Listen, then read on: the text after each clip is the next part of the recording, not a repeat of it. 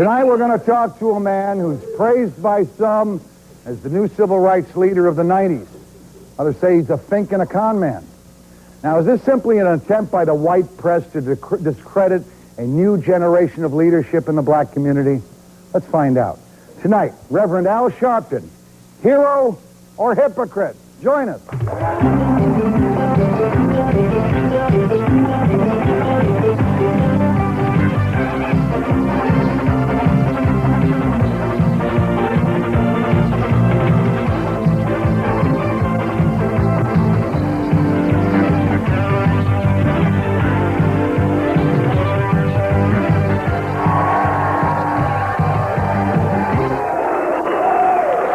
Good evening, everyone.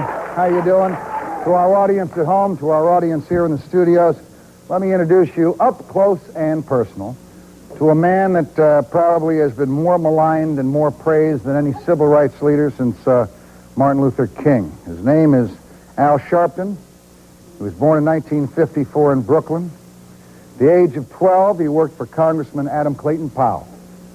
At the age of 14, he worked for Jesse Jackson's Operation Breadbasket. At 16, he was called God's Wonder Boy Preacher, the Anointed Lamb. At the same age of 16... Pardon me? You can read the wrong papers, but go ahead. That's all right. At the age of 16, he founded the National Youth Movement. All right? That's right.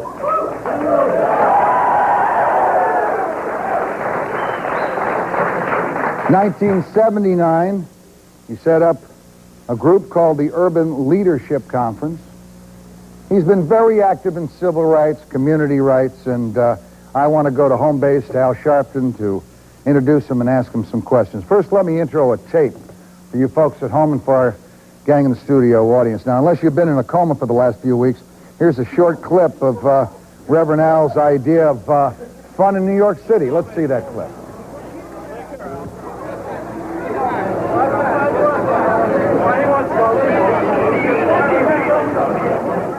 Al, you and Roy Orbison are probably the most recognizable, controversial faces in New York City. But for someone with your high visibility, no one seems to really know much about your background. Who's the real Al Sharpton? Well, first of all, I think that is incorrect. I think that the people in the community that I come from and try to serve know a lot about my background, have known me for years. One of your guests tonight can attest to that. I think that the people that have tried to stop an insurgent movement with all kind of scandals and truths and half-truths and outright lies can't find what they want in my background. So they claim that I'm just so mysterious because they can't put their teeth into what they want to put their teeth into. Then the other question becomes that all of these guys that are doing the investigating, we don't know them at all. And we're going to pull the covers off of some of them tonight. All right, you've done over 24 press conferences in the past few weeks, and basically to deny that you're a federal informant. Let me say right off the bat, if Al Sharpton, Reverend Al Sharpton, has assisted our government in any way in getting to the bottom of drugs in this country, in this community, bravo. And anyone who thinks it's wrong to cooperate with the government to help the FBI or the Justice Department or anyone else, I think is full of all right? So if that's the case, if you've helped the government, I see nothing wrong with that. But basically what people are saying is, are you a rat fink, or is the FBI trying to discredit you in the black community? Well, I don't think that the question becomes the FBI or whoever the sources are. I think there are a few questions. One, the question becomes, what is the motive of some media institutions that are all controlled outside of our community in trying to raise a question now. If they really thought that I was informing on mobsters and drug guys and even criminal guys that are black, as they have always tried to depict my friend Don King as, then what would be their motive of trying to break it to protect them? I mean, the only ones that benefit from this is those that they claim we were trying to target, or they really never believed we were targeting them. they were just trying to start a whole smear campaign. From your lips to God's ear, have you been informing on any notorious figures to help this country's government? I have informed in the sense of giving information, both public and in private, on drug information that we receive, and you're going to talk to one of the guys that collect that for us. We have given information in one case where a guy threatened to harm us because we threatened a boycott on a particular concert tour. But let's deal with what is an informant. An informant is a paid operative of the government. I was never that. Not necessarily. Well, not necessarily. I've supplied the government with information. But does that make you an informant? Yeah, it makes me informing the government of information. No. I said to inform with information. Well, in that We're getting context, into semantics. Let's not bust the show no. on that. The reason I'm getting into semantics is because there is a difference between someone that the government plants somewhere for information and in someone that stands up and gives information. There's a big difference. But they're informants, all right? The other guy who plants it is a fink. No, the difference is that the guy the government plants is there because the government planted him there. Have you ever been planted by the government? Absolutely not. Never? No. All right, now, for a reverend with no congregation, you've used the media really as your Well, first of all, Billy Graham has no congregation. He uses the media. Jesse Jackson has no congregation. I mean, that is an absurd charge. What church is Billy Graham pastor? What church is Jesse Jackson pastor? You pastor revivals? Do I do what? Pastor revivals? I run revivals, yes. You don't pastor a revival. You pastor a church. Do you run? Wait. We seem to be getting into semantics, and that can end up with a lot of BS that gets us nowhere. Well, I'm answering your question. Right. There's no such thing as pastoring a revival. Right. Do I run revivals? Yes. Do I preach at churches? Yes. I'll be preaching at Salem Missionary Baptist Church Sunday, 11 o'clock. You should come out. Where is it located? It's on Albemarle Road and East 21st Street. East 21st Street? Yeah, and Albemarle Road. Am I okay in there? Well, you'd have to check with the FBI, I guess. Why don't you check for me? I'll try.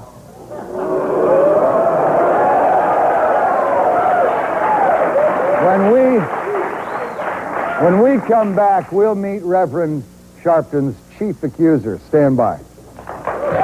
Hey, if you like me at 9, you're going to love me at 11. Don't miss the special late-night edition of the Morton Downey Jr. Show, all next week at 11.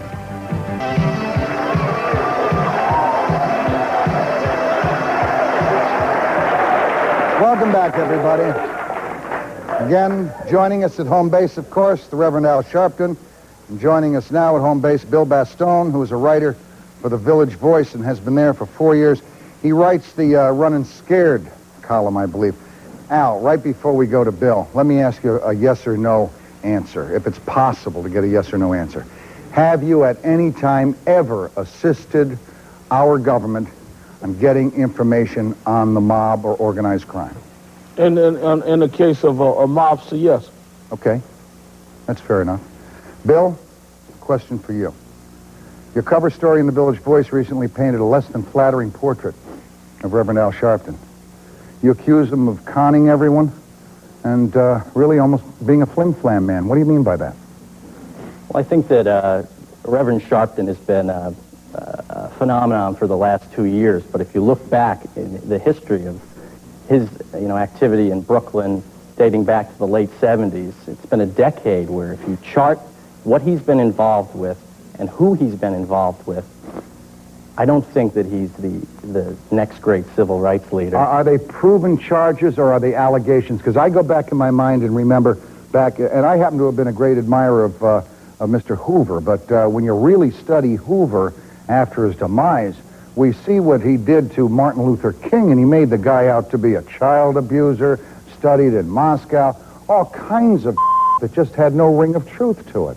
Is the same thing happening to Al Sharpton? Oh, absolutely not. But if you just want to look at the organized crime connections, they are the most well-documented. I mean, he'll have explanations about how he was raising funds in the late 70s for a group, using Martin Luther King's name, using Adam Clayton Powell's name, when the King family and Powell's family never agreed to have their family members' names used. Because just 3 days ago, and two people here that are witnesses of that, Martin Luther King III and Dexter Scott King held a press conference with us in Atlantic City. and they have been very active with us lately. I think also that it's the epitome of arrogance for you coming from a paper that has people that have a political axe to grind, who are working very closely with the people that we are attacking now, and who doesn't even have a black on the editorial board, would sit up and talk about who can be the next civil rights leader. I mean, a bunch of ex-hippies running around trying to decide on who's a black leader is ridiculous. Bill doesn't look like a hippie to me. I said ex. Ex-hippie. Well, there's nothing wrong with being an ex-anything. No, but I mean, Mr. Baston ought to be open about the Voice's interest in anybody. Mr. Jack Newfield, who co-wrote the article with him, is a political consultant to Governor Cuomo, who we have been fighting for the last year to get a permanent special prosecutor. Mr. The point here is about your ties to organized crime. It is not about the editorial board. Let's talk first. 1980. Let's talk about who's talking about this. Bill, go ahead. Let's hear, knowing that you guys are pretty thorough, let's hear some of the but just don't act like you're objective. And what do you really mean by... These are facts that are in court papers and in testimony. Okay, what's let me put it out, and then you can give me, and then you can, is that a fact? He's a senior editor at The Voice. Is he also a consultant to Mario Cuomo? Absolutely not. Oh, he's not. What do you mean a consultant? We're getting off the point here. The point is you. Let's not. We'll do another show on Newfield, all right? Fine. No. I want, when you raise the story, Bill, you make the allegations. Can you substantiate them? 1980, Reverend Sharpton was involved with a gentleman by the name of Matty the Horse Ianello. You may have heard of him. He's a captain in the Genovese crime family. Reverend Sharpton came out in the 1986 federal trial of Mr. Ianello. And let me finish. That in 1980, you, according to the government, were fronting for a garbage company called Consolidated Carting, which you proposed you had a 51% interest in, and you wanted Con Ed's business. That is not true. The government has said for years that Consolidated Carting... Let me finish. Okay. The Consolidated But first of all, you're inactive. Let me finish and you rebut. That Consolidated Carting is a company that's been controlled by Ianello and members of the Genovese family for years. 1980, you and I guess a couple of associates approached Con Edison and trying to get a piece of the minority set-aside contracts. Is there anything wrong with that, though? Absolutely not. Well, let me just finish. How did it come out that you were going to have 51% of a company without any monetary input on your part? How did it come about that you were hooked up? First of all, Mr. Baston, I had a lot of respect for your research until now because obviously you don't read the government papers. The government papers, which we're reviewing because we're planning a nice little lawsuit for you and your friends at Newsday. But anyway, the government papers said that we were looking to buy into a carting company called Consolidated. That Consolidated already had a contract with Con Ed. So if I was dealing with the mob, Con Ed was dealing with the mob. That we had a proposal to take over. Read your own article. Go ahead. A proposal to take over 51% that we had not consummated. How did it come about that you didn't want me to interrupt you? You did interrupt me. Now, that when we met with Con Ed, and our attorney for that was Clarence Jones, who was then publisher of the Amsterdam News, representing a consortium of people, and they told us the charges about this man, Mr. Ianello, who we had never met and still have never met.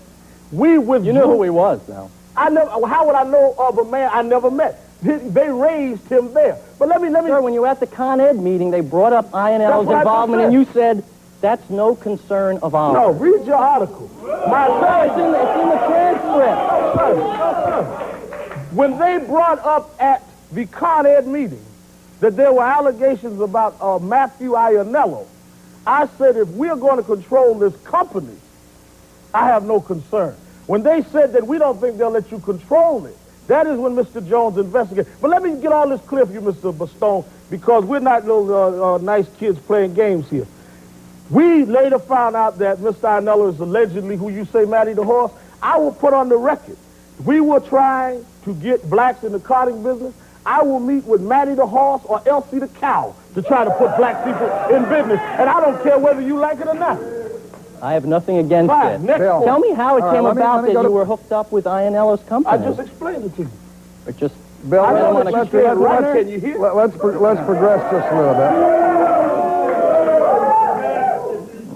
You state in your article that the Reverend, who professes to lead an anti-drug crusade, actually spends his days with known drug traffickers. Name them. Name That's them. not what we said. Back What up. we said, You did say it. that's not what we said. Well, Morton, I've read the wrong edition then, because I read the same thing. Let me did ask not my say producer, He is asked that the what it question, said?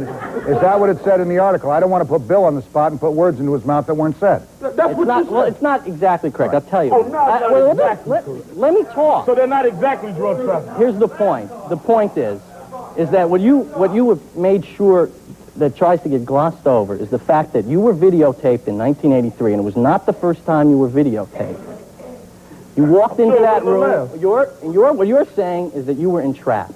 That they led you down. Let me say what I'm finish. saying. You make your point. Don't tell me what I'm saying. This is what you're quoted in the newspaper. He's quoted as saying he was led down the primrose path, and he was stung by this FBI agent who was Is that a posing. possibility? No, it's not a possibility. Why? Because what happened is that he showed an interest. And it comes down to the point here where the only way it's for certain is if the videotape is shown. And Reverend Sharpton presumably has the power to petition the FBI, petition the Eastern or the Southern District, and ask that the tape be played. And that will put to rest our side that says you were this was your gambit, that you said you could put Quintana together with Danny Pagano. You say you were stung. What can you do about getting the videotape? Let me hear what you say. Were you stung, Al? First of all, Were you stung? no, I was attempted to be stung. If I had been stung, I'd have been indicted or put in front of a grand That's jury. not correct. Well, It's not let me- correct. Are you going to answer for both of us, or are you going to answer? I'm going to tell you what you say is not correct. It's not correct. But first of all, you didn't answer his question about me running with known drug traffickers. You run with the mafia. Who? Who? Danny Pagano. I run with Danny Pagano? You certainly do. Where? Is it true or not that you were picked up on his phone? A bug on Danny Pagano's phone? I was picked up on a conversation they claim that I have not heard. That means I run with Danny Pagano? You admitted that it occurred. What you occurred? told Newsday. I told Newsday what? That you were picked up on No. a wire. I said to Newsday that the state Organized Crime Task Force. also headed the same state that your friend Newfield's governor heads, said that they picked up a tape conversation with Danny Pagano and I. I talked to a lot of people. Does that mean I hang with them? I talked to Morton on the phone. We don't hang together. You said I hang with drug traffickers. Are you calling Danny a drug trafficker? Are you calling Danny Pagano a drug trafficker? Yes or no? I am calling him a captain in the Genovese crime the question family. was a and drug trafficker. convicted felon. Is he convicted of trafficking drugs? That does not mean if you... The question was why you said I hang with known drug traffickers. Hell, I Name thought them. I was asking the questions here. When we come back, we're going to hear more from Bill and more from the Reverend. Stand by. Hey, if you like me at 9, you're going to love me at 11. Don't miss the special late-night edition of the Morton Downey Jr. Show, all next week at 11.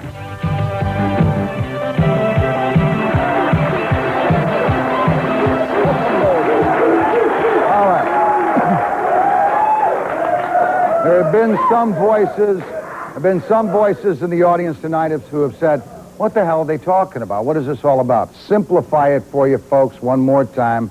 If you've been in a coma and haven't been reading the papers or watching the news, there have been some pretty stiff accusations made against what some people refer to as the new civil rights movement leader of the 1990s, Al Sharpton, that I'll give you a quote. Sharpton is not above consorting with the same mafioso who put heroin in the arms of Brownsville children, and he did it without prodding by law enforcement. We're trying to get to the bottom of that tonight. We've got with us on home base Bill Bastone, who is a writer for the Village Voice, and one of the putters together of the article recently appearing in the Village Voice. We are joined at one of our loudmouths now by Tom Watkins, who is a publisher of the Daily Challenge, which is a black newspaper. Perry, who is a member of the National Youth Movement, and on home base, our regular guests. You guys were talking. Let me go to Tom Watkins for just a second. Tom, good evening. Thanks for being with us. Good evening. Do you regard the Reverend as a legitimate leader in the black community? Surely. Surely. Reverend Sharpton.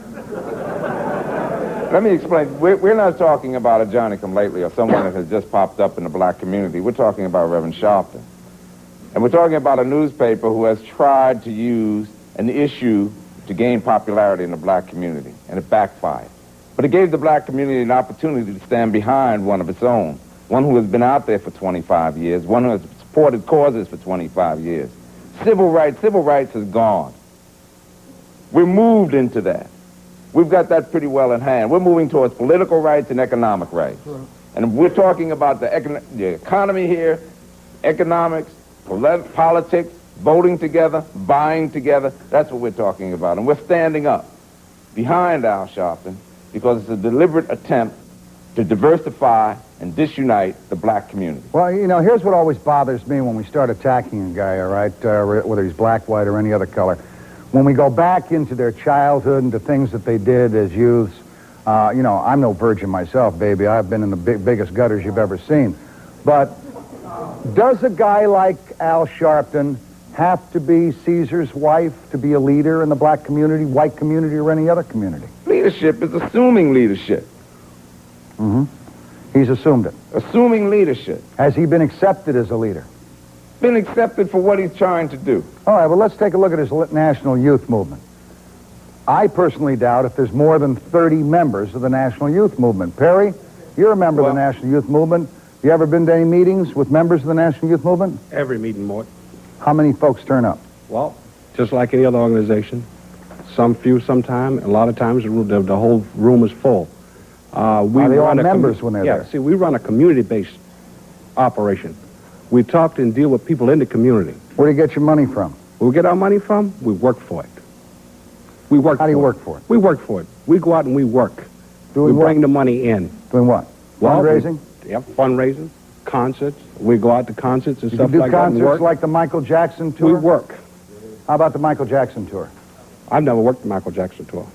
Al, did you ever get up to 8,000 tickets per concert for the Michael Jackson tour? No, there was never up to 8,000 tickets given at any one Michael Jackson show or any other show. And this so-called tape that the state has about tickets to Lionel Richie's show, there were no tickets donated at the Lionel Richie show.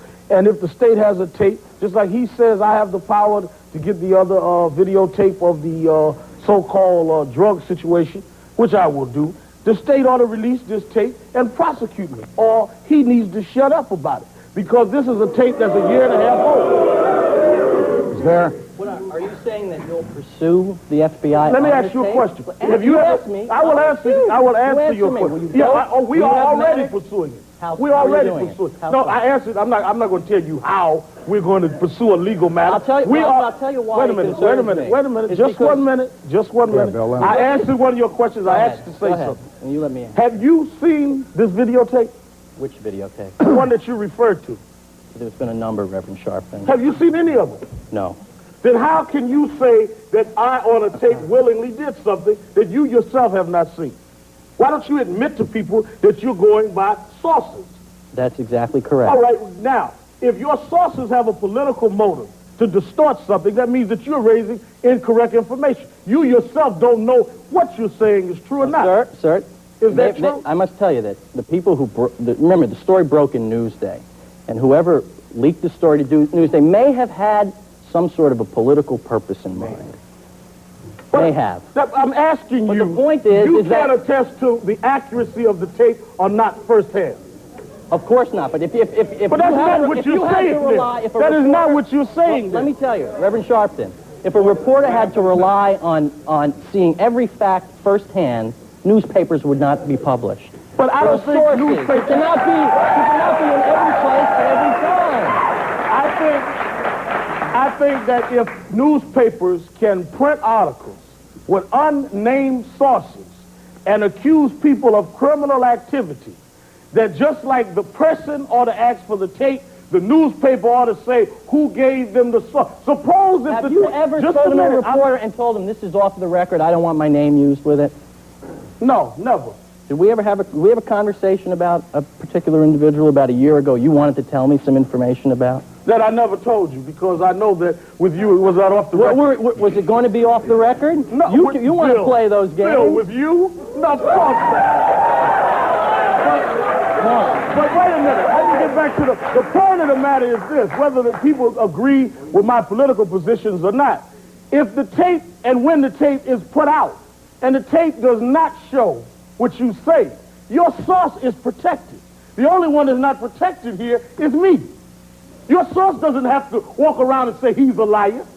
So why should people have to sit up and defend themselves against guys that don't have the guts to come forth and say, Al Sharpton, you did so-and-so, but I'm supposed to come back because you claim to have a source and defend myself? Do you have the guts to come forth with the name of the man that you said that you gave information on Saul the FBI? Pasillo. That's guts. Now give me the name of your source. Or hush. That's not what we spoke about. Now give me the name of your source. Well, that's what we spoke about. Now give me the name of your source.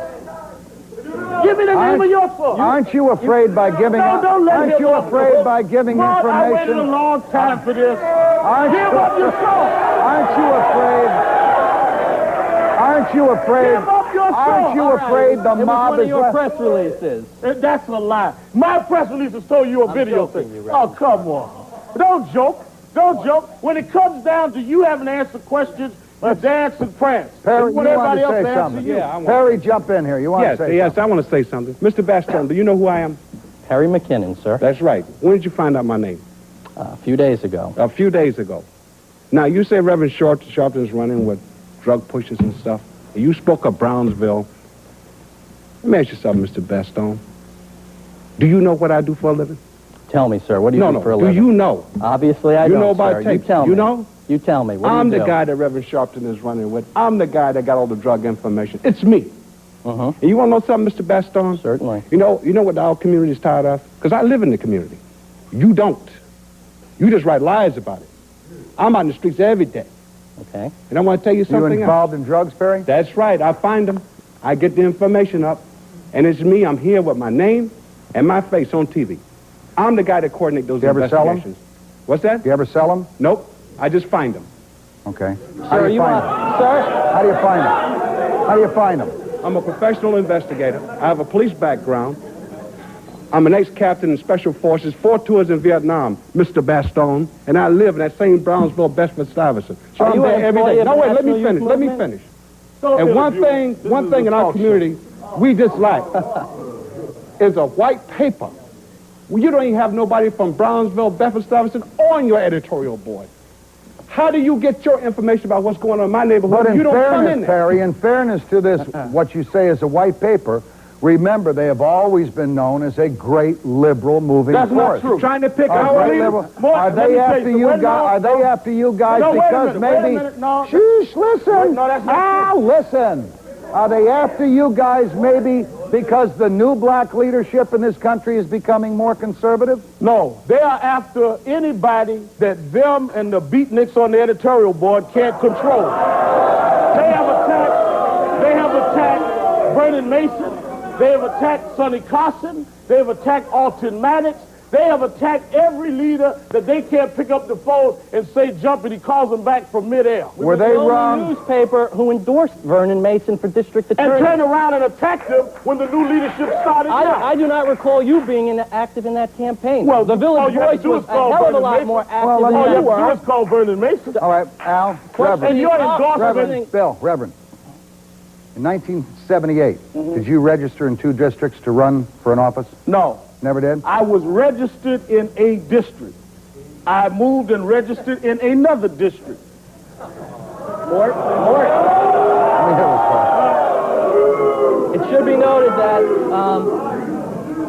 that when Reverend Sharpton last voted was 1978. But that's not true. Say that again, because I want to file a lawsuit. Look in that camera. Tell that lie again. The last time you voted, according to Board of Elections, don't stipulate it now. Was You 1978. Oh, now you're going to duck behind a record. You first said... Here it is.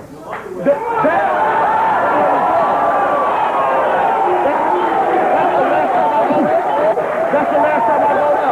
Let's hear this. That's the last time I voted. Let's hear this information from Bill. That's the last Wait a time I second, voted. Reverend. We've let you talk. Let's hear it, Bill. This is on record at the Board of Elections office in Brooklyn, the borough which Reverend Sharpton lives in. Is that the bar I always lived in? Let me finish. I asked you a question. You said that since 1978 I only lived in Huh? Let me hear. Since 1978 Reverend Sharpton registered as a Democrat in February of 1984. Shame on you.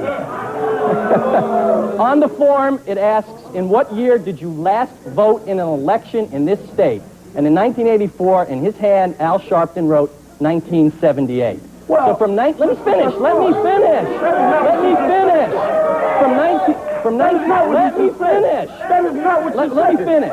From 1978 through 1984, you admit by your own hand, in what year did you last vote in an election in this state? You hadn't voted. When you registered in February of 84, according to the backside of this, where you sign, or every time an affidavit or an absentee ballot is sent in, there's an indication here. There's one signature, the day you registered. So that means in 1981, you didn't vote against Ed Koch, who you professed to have some big problems. 1985, you didn't vote against them. 1984, when Jesse Jackson was on the Democratic primary in New York, you didn't vote for him. And you didn't vote against Ronald Reagan in 84.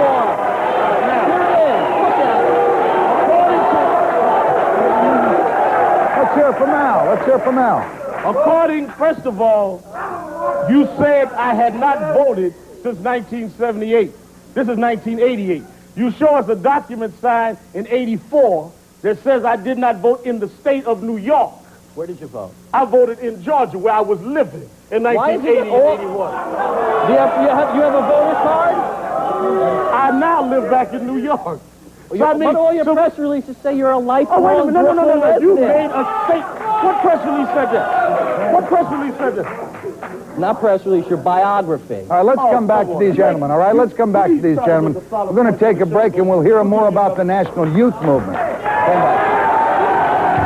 Hey, if you like me at 9, you're going to love me at 11. Don't miss the special late-night edition of the Morton Downey Jr. Show, all next week at 11.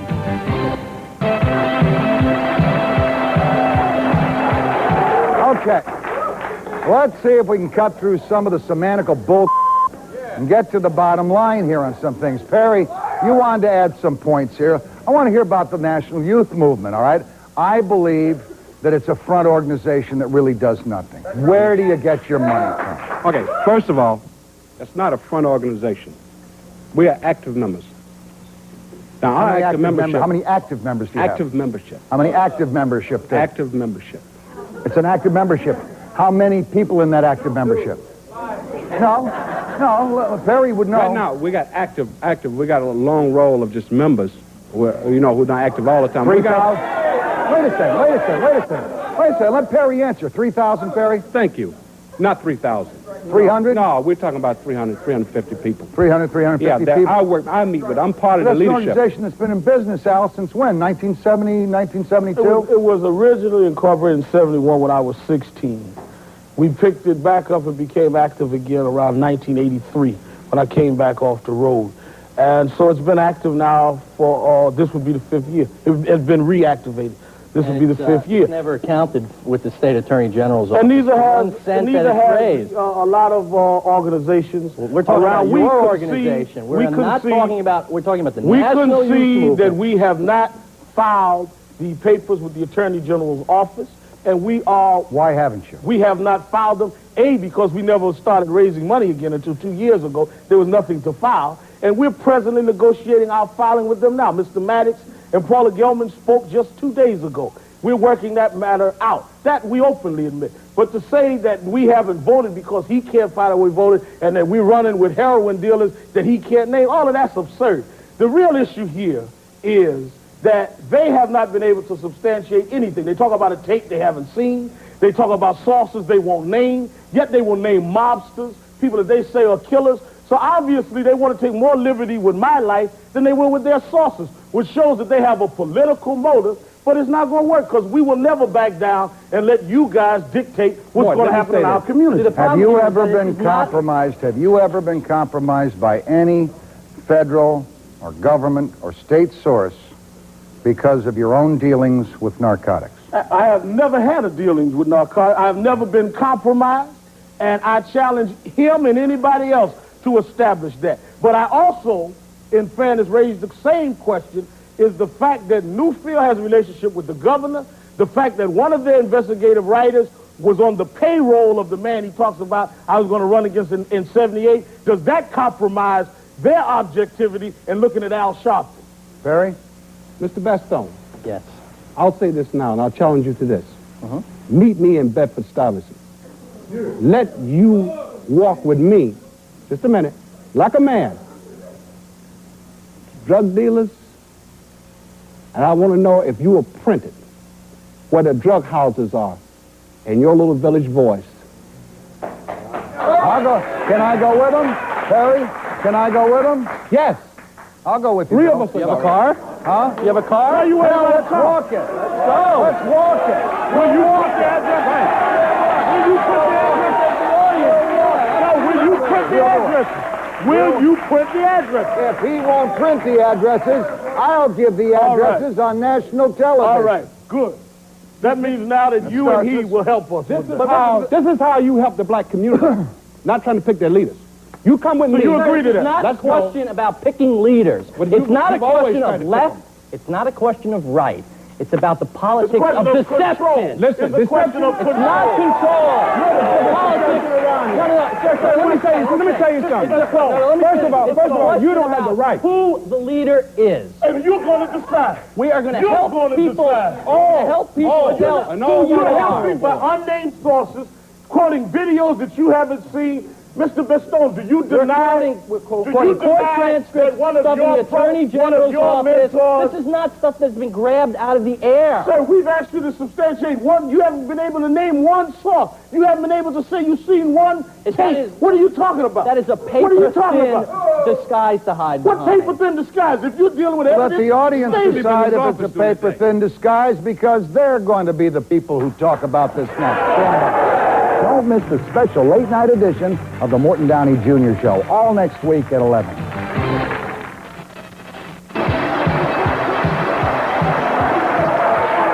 Okay, I'll tell you what we're going to do, everybody. We've got our gentleman on the stand with us at home base. We're going to go to the studio audience.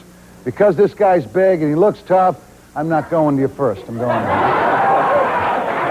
you. Yes, sir. The one thing I'd like to say, I'd like to congratulate Reverend Al Sharpton on the issues of the crack houses and showing them to the public. But I disagree with all the publicity which is now being seen, because instead of letting the issue die down, it's being exacerbated. It's being brought up more and more. Nice word. Let me hear that word again. Exacerbated. Very good. I thought you said something else. And just like everyone else, Ed Koch, some things are said about him which aren't true. Some things are said about many people. When you're in the public eye, you deserve to get that attention. Everything Some they say wrong about me things is are gonna true. be said, and Why some isn't right everything things. they say about Sharpton true? No answer. You, sir. Well, I'd just like to say, when I came in here tonight, I had my doubts about you, and I had the feeling that you had sold out to the black community. But after I Sold seen out you here, to the black community or sold out the black community? black community. But after I've heard your views tonight and you've defended every point he's come up with, I want you to know that I appreciate all the things you're doing for the community, and I'm with you all the way. Would you be willing to buy a ticket to the next youth movement fundraiser? Excuse me? We don't have anyone scheduled. said, would you- don't listen would you to be- the poppycock. We don't have any fundraiser scheduled. Would you be willing to contribute to the National Youth Movement to help them with their work? If I knew a little more about it, and if it was for a good cause, sure. Okay. All right. Good. We'll find out later. You, sir.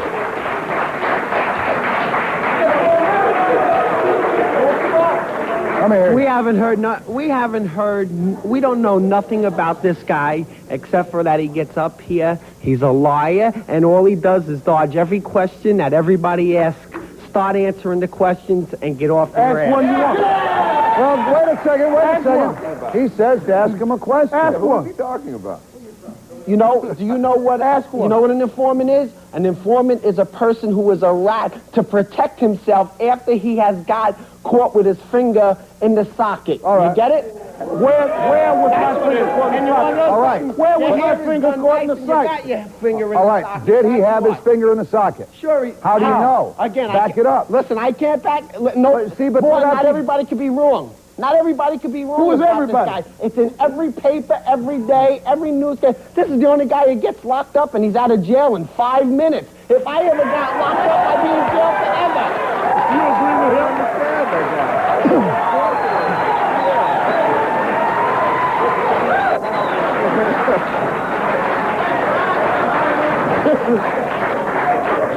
Go ahead. Hi, Mort. How you doing? Reverend Sharpton, I have a question for you. I agree that there's a problem with civil rights and, the black movement. I think it's good, the work you're doing. But basically, you're using these Martin Luther King type tactics, and I really don't think it's as serious as you say it is. I know there's a problem, but you're Then really... what is as serious as I said? The civil rights problem, the black problem. I I think... mean, are you talking about the Howard Beach and the Bensonhurst? Yeah. I think it's bad, more. But Why I think he's getting people angry. Why don't you couch your question this way? I don't mean to put words in your mouth, but why don't you ask the Reverend if, when he sees a racial incident takes place in a community, does he call the existing community leadership or does he call the press first?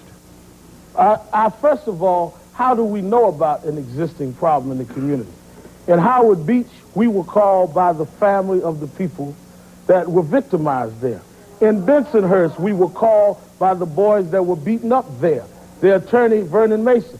So, I mean, the question is not who do we call first. The question is how do we get the call? And if the situation is not as grave as we have said it is, then that means that all of these incidents didn't happen, and these people are just hallucinating. I think the situation is worse than we portrayed it to be. No, I'm saying, don't you think... Go ahead, young man. Morton, I'd like to say maybe two things here. I think that gentleman with the red tie over here may be one of the best ideas ever. Putting people that we know in the paper, local crack dealers, let the whole community go down there for themselves. I mean, know find where the out. houses are. Find out where the crack houses are. What better idea could you have than that? I And agree with another that thing, always. if the FBI spent less time following Al around and doing their jobs, we'd have a better country. That's right. I don't know about that. I think they're following Al to see if they can break some other cases among his mob connections that he's alleged to have. How about you? Yeah, Mort, it seems like Al Sharpton is being compared to Martin Luther King. And without getting into all the semantics that's been going on here the last hour, I'd like to hear Reverend Sharpton tell us why he feels, if he does feel, he should be compared to Martin Luther King. So and what he's I don't done. think that anyone can be compared to Martin Luther King. I think that that is an exaggeration for anyone to try to make that comparison. I think that what we have tried to do, myself, Alton Maddox, Vernon Mason, and others, is do what we believe in. Is Alton But I don't Maddox- think any one of us approaches the status of a Martin Is Luther Alton King. Maddox a racist? Is he a racist? Does he hate white people? I don't believe Alton Maddox is a racist, no. Okay, we'll be back in just a second. We'll find out some other questions. Hey, if you like me at 9, you're going to love me at 11. Don't miss the special late-night edition of the Morton Downey Jr. Show, all next week at 11.